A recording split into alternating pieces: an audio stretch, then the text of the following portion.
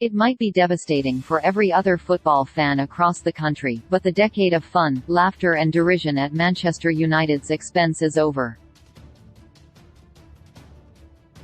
They'd better have filled their boots because the banter era has come to a close.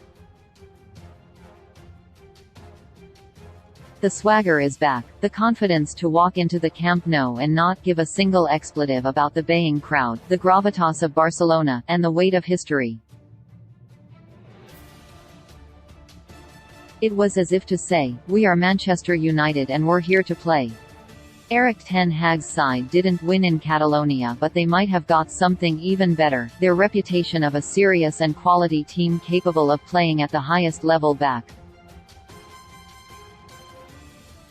There have been some brilliant victories this season and the improvement has been as drastic as it has remarkable, but Thursday's match was a statement performance. The last time United travelled to Barcelona, it came off the back of another game that felt like a new beginning but transpired to be a false dawn, a fluke. The dramatic victory over Paris Saint-Germain is a moment that will live long in the memory, but it turned out to be the peak of Ole Gunnar Solskjaer's time in charge before he had even got the job permanently. The Norwegian managed that game excellently, but it wasn't exactly a typical United display of taking games to opponents and showing little fear. Instead, they sat back for most of the match, bided their time and then got extremely lucky in the dying moments. That's not sustainable, and the next round proved to be the case.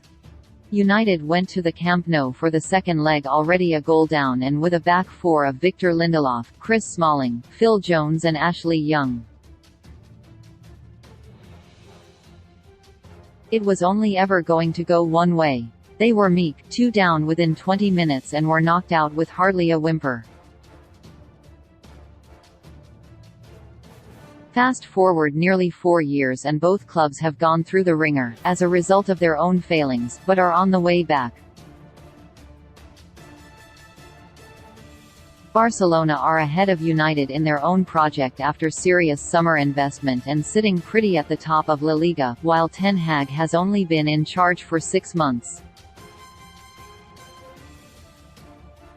As they were in 2019, Barca are still ahead of United, but the difference in approach this time around was stark.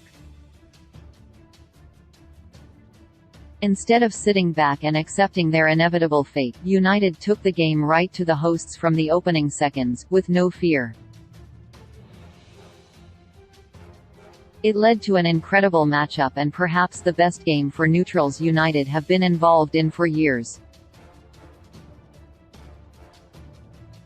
There were twists and turns, glorious chances, desperate saves, heroic blocks, astonishing skill and fine goals.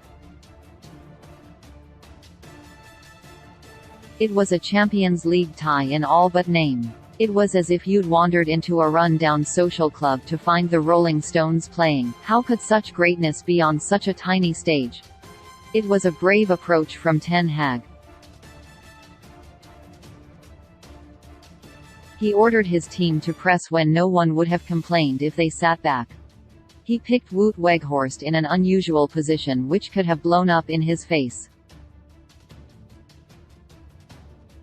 United went on the front foot, potentially leaving themselves exposed, in order to get the win, and they came so close. Despite the draw, it has still paid off. United go into the second leg next week, the favourites. Old Trafford is bound to be a bear pit for one of the biggest European nights in quite some time.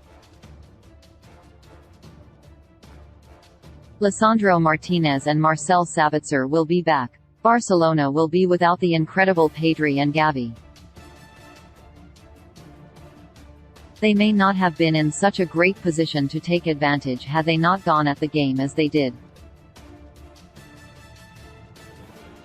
But most of all, it was a galvanizing display. Whatever happens in the second leg, the game will be looked back upon as the moment United because a main event concern again.